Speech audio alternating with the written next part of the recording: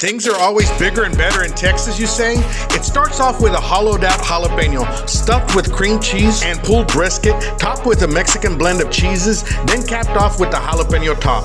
Mold it all together with some pork country sausage, then wrap it up with some bacon and coat it with your favorite seasoning. And finally, finish it off on the smoker till it has a beautiful smoke color and flavor, and that's what we call a Texas torpedo. And we're doing it here on Al Lunacy Queuing. Welcome back, my good people. Let's get started on these Texas torpedoes, armadillo eggs, or elephant turds, whatever you call them. We'll start by canoeing our jalapenos with a knife. We'll make one straight cut across the top, just under the stem, but only go a quarter of the ways or so. Then make a V cut going down the length of the pepper so that both cuts side to side meet on the bottom of the pepper. Once you have all three cuts, go ahead and take the cap off the pepper and clean them out with the edge of a spoon. I found that working the spoon from the stem top down towards the pointy part of the pepper works best to de-seed and devein the pepper. Once they are cleaned out, you can see that there is a lot of room for our stuffing. You can basically use any type of meat or cheese, just use what is your favorite combination. So this first pepper that we are doing is for the non-cheese eating member in the household, so we are only doing pulled smoked brisket. If you saw my previous video, this is the little bit that was left over from the brisket barbacoa, of course. Once that is filled and capped, we'll put that off to the side and get started on the next one. So we'll start by getting a square cut of cream cheese into the pepper, and make sure to push in the cream cheese into the pepper so that it contours and stays compact to the pepper. Next, we place in our protein, in our case it's the pulled brisket, on top of the cream cheese. Then we'll top it with some Mexican blend of cheeses, which are cheddar, Oaxaca, asadero, and quesadilla cheese. Cap the pepper off so now that you have a protein in the middle of two cheeses. Perfect. Next is our hickory country sausage. Let's see how this goes, guys. So I'm gonna attempt to fill the jalapenos or surround them with this country sausage. So I'll do the smallest first. That's probably the easiest. So basically I'm using my other hand that I didn't have a glove on, but just compressing it together like this. There's gonna be some sides that you're gonna see are a little bit thinner. Try to get it even in there.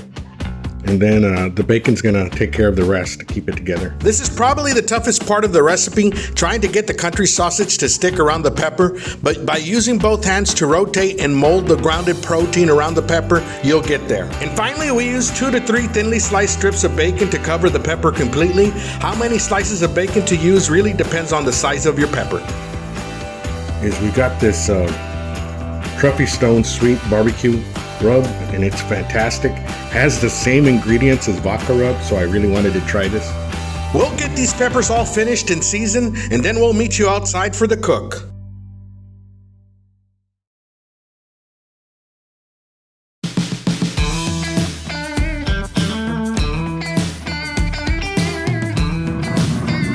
So we got the Texas torpedoes lined up. We'll see how this goes, man. We got them lined up to the left at 275. Let's see how long they'll take.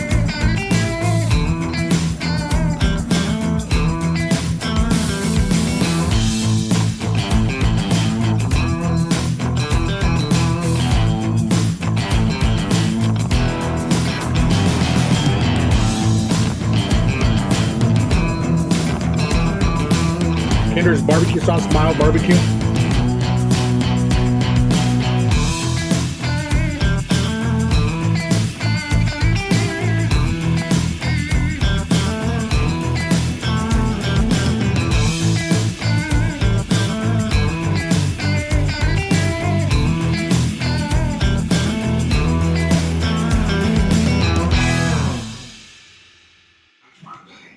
Okay, so we got them in a plate. Let me pick one and then we'll cut it open.